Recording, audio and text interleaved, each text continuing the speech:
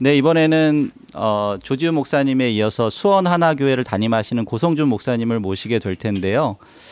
조지훈 목사님과도 형제로 연결된 교회로 함께 청년들을 대규모 컨소시엄을 구성해서 현장으로 보내고 있는 목사님이신데요.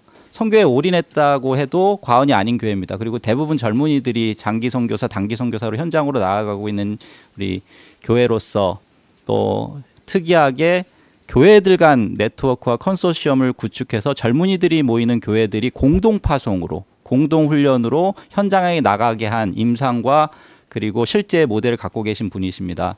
귀한 자리 나와주셔서 감사합니다. 예, 감사합니다. 예.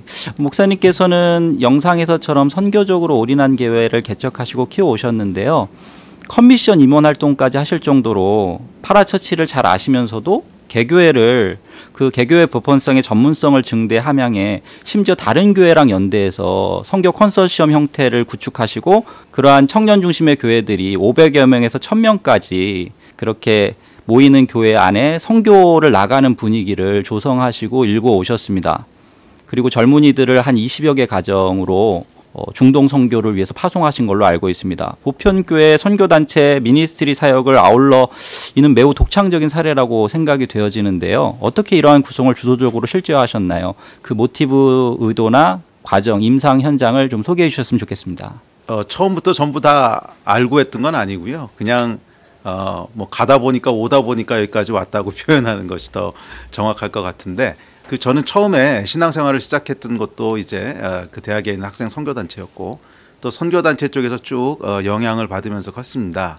그래서 뭐 제자 훈련이라든지 또 성경 공부라든지 전도라든지 뭐 이런 훈련을 받으면서 쭉 커왔는데, 그리고 목회 시작하기 전에는 이제 선교사로 나가려고 이제 헌신을 했습니다. 그래서 선교지로 나가고 싶었는데 하나님께서 좀 다른 계획이 있으셨는지 선교지가 아니라 정말 뜻밖의 목회를 시작하게 하셨어요. 정말 뜻밖의 목회를 시작하게 하셔서 목회를 시작하면서 특별히 계획했던 건 아니고 원래 선교사로 가고 싶었고 또 선교적인 마인드가 있었기 때문에 이렇게 선교하는 교회를 해야겠다라고 하는 자연스러운 마음은 있었습니다. 그리고 하나님께서 이게 뭐 저에게 주셨던 이제 한 가지 은사라 그러면 이 실험하는 걸 되게 좋아하는 것 같아요. 예.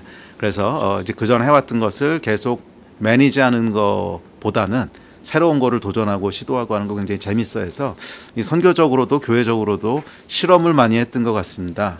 그래서 어떻게 생각하면 저희 교인들한테 참 죄송합니다. 이 실험을 하도 많이 해가지고서 좀 익숙해질만 하면 또 다른 실험하고 또 좀 할만하면 다른 실험하고, 그래서 실험을 계속 하다 보니까 여기까지 오게 된 것 같고, 그러면서 이제 제안해 주셨던 마음 중에 하나는 선교단체들이 선교하는 거 참 너무 귀하고 또 너무 효과적이고 잘하는데 교회가 교회 차원에서 이 일을 한다 그러면 어떤 모습이 될까 하는 것이 궁금했던 것 같아요.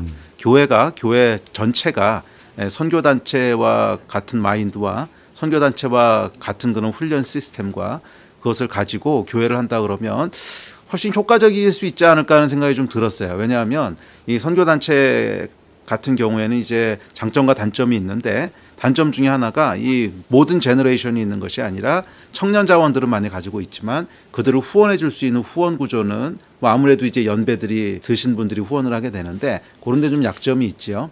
근데 교회라고 하는 것은 이제 여러 연령 세대가 다 같이 모여 있는 곳이기 때문에 교회가 만약 선교단체 같은 한 마인드를 가지고 일할 수 있다면 훨씬 효과적이고 뭐 그러지 않을까 하는 마음을 가지고 시작했는데, 그래도 뭐 처음부터 다 계획하고 온 건 아니고요. 그냥 오다 보니까 여기까지 오게 됐습니다. 그 20여 가정을 중동으로 파송하는 게 보통 일이 아닌데, 보편교회로서 지역을 넘어서 이런 일을 했다는 건 교회 간 네트워크 컨소시엄을 구축했기 때문에 가능하다고 보여졌거든요. 근데 목사님 교회와 또 젊은이들이 많이 모이는 한 대여섯 교회가 연대해서 공동 파송, 공동 훈련, 공동 현장을 경영하고 계시는데, 그들 이 목회자분들이 연대하는 방식은 미셔너리들처럼 어젠다 중심이 아니고 관계 중심으로 보여졌습니다. 중국 교회가 흡사 가족 중심의 관계형으로 관시로 연대하는 것처럼, 남미 교회들이 브라더십으로 연대하는 것처럼 아시아적 특성을 가진 그런 관계 중심의 연대로 목사님이 구축하신 BT 네트워크가 구축된 걸로 알고 있습니다. 그 강점을 부각 상술해 주시면 선교계의 기관 모델이 될 것 같습니다. 저는 그것이 하나님이 일하시는 중요한 특징 중에 하나, 특성 중에 하나라고 생각을 하는데, 하나님께서는 어떤 일보다는 그 사람 자체에 관심이 있으신 분이시잖아요. 그리고 그 사람이 무슨 일을 하느냐보다는 그 사람의 존재 자체를 중요하게 생각하시고 또 사랑하시고 그것이 하나님과 또 복음의 속성이라면 우리 사역도 좀 우선순위가 그런 방식으로 돼야 되지 않을까 하는 고민들을 했던 것 같아요. 그래서 함께 어떤 일을 할까 하는 것에 앞서서 관계를 먼저 중요시 생각하고 사실은 관계가 형성되고 나면 사역은 뭐든지 할 수 있거든요. 그렇죠.